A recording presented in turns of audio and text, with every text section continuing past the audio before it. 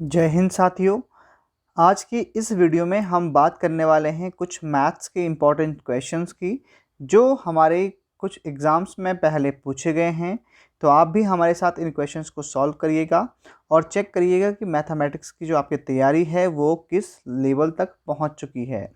ये क्वेश्चन आपके बाइलिंगुअल होंगे, यानी कि इंग्लिश और हिंदी में होंगे। तो वीडियो को अंत तक ज़रूर देखिए और हमारे साथ इन क्वेश्चंस को सॉल्व करिए। तो पहला क्वेश्चन है, How many numbers are there between 200 and 300 which are divisible by 13? यानी कि 200 और 300 के बीच 13 से विभाजित होने वाली कितनी संख्याएं होंगी। तो इनको हमको चेक करना है कि वो कितनी होंगी। तो 13 से डिवाइड होने वाली 200 से आगे जो है 201 नहीं होती है, 2 नहीं होती है, तो 208 जो होती है वो होती है 13 से डिविजिबल। उसके बाद 221 होती है, उसके बाद 234 होती है, उसके बाद 247 होती है, उसके बाद 260 होती है, उसके बाद 273 होती है, उसके बाद 286 होती है और फिर होती है 299। यानी कि टोटल कितनी संख्याएं होगी? 1, 2, 3, 4, 5, 6, 7, 8। यानी कि 8 संख्याएं ऐसी हैं जो 200 और 300 के बीच में हैं और 13 से विभाजित हैं। तो इस तरह के क्वेश्चंस जो हैं पूछे जाते हैं, तो हमको ये बात ध्यान रखनी है और इन क्वेश्चंस को इस तरीके से सॉल्व करना है। अगला प्रश्न है, the average of first 5 multiple of 3 is. यानी कि 3 के पहले 5 गुणांकों का औसत क्या होगा। तो 3 के पहले जो 5 गुणांक हैं वे कौन कौन से हैं? तो पहला है 3 कम 3, फिर 3 दूने 6, 3 तिया 9, 3 चौके 12, 3 पंजे 15। ये हो गए 5 गुणांक। अब इनका औसत निकालना है, तो इसके लिए हमको इनको जोड़ देना है और जोड़ने के बाद औसत यानी कि सभी आंकड़ों का सम अपॉन जो है कुल आंकड़ों की संख्या, इन सब को हम जोड़ देंगे। तो यहाँ पर आप जोड़ सकते हैं। तो आपका 6 और 3 9, 9 9 18, 18 और यहाँ पर हो गया आपका 15 और 12 27। तो 18 और 27 आपका हो गया 45। 45 और डिवाइड में है 5। जब हम 5 से 45 को भाग देते हैं आता है 9, 9 पंजे 45, यानी कि इनका औसत आ गया 9। तो ऑप्शन जो बी है वह सही हो जाएगा। नेक्स्ट क्वेश्चन है, the book a book seller bought 20 copies of book for Rs89। How much will the 36 copies of the same book cost. यानी कि एक विक्रेता ने क्या किया, किसी किताब की जो 20 नकल हैं वह 89 रुपीज़ में ख़रीदी। उसी किताब की 36 नकलें कितने की होंगी, तो ये निकालना है। तो सबसे पहले जो है हम निकालेंगे कि भाई 20 कॉपीज़ जो हैं वो कितने की हैं। तो माना ये हैं 20 कॉपीज़, तो वो हैं कितने की? 89 रुपीज़ की। तो 1 कॉपी कितने की हो जाएगी? 89 अपॉन 20। अगर हमको निकालनी है 36 कितने की आएंगी, तो 36 के साथ इसको मल्टीप्लाई कर देंगे।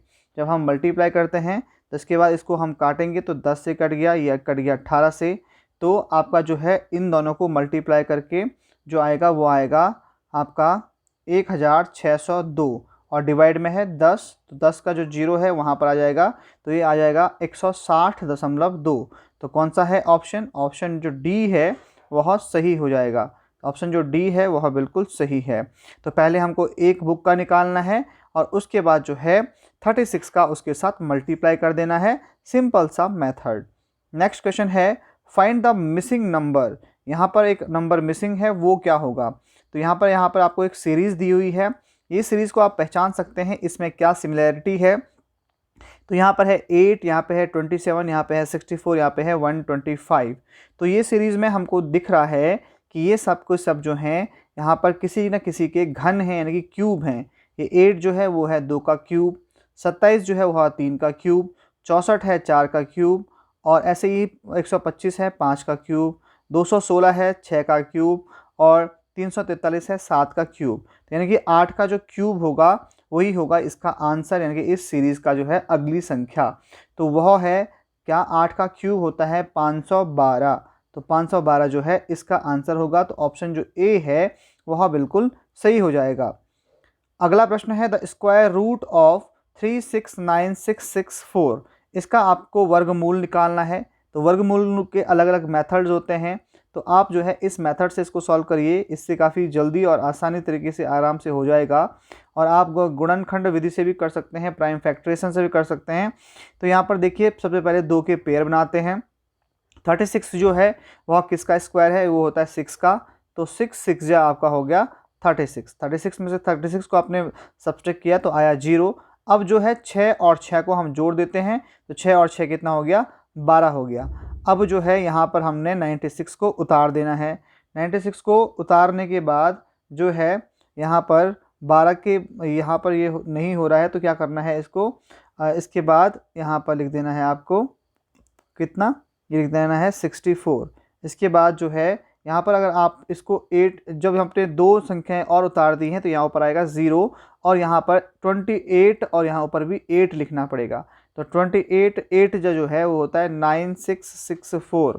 तो जो यहाँ पर आंसर आएगा वो आएगा 608। तो ऑप्शन जो सी है वह बिल्कुल सही है। तो आज यहाँ पर ये 5 क्वेश्चंस को हमने सॉल्व किया है। तो आज की वीडियो में इतना ही। Thank you.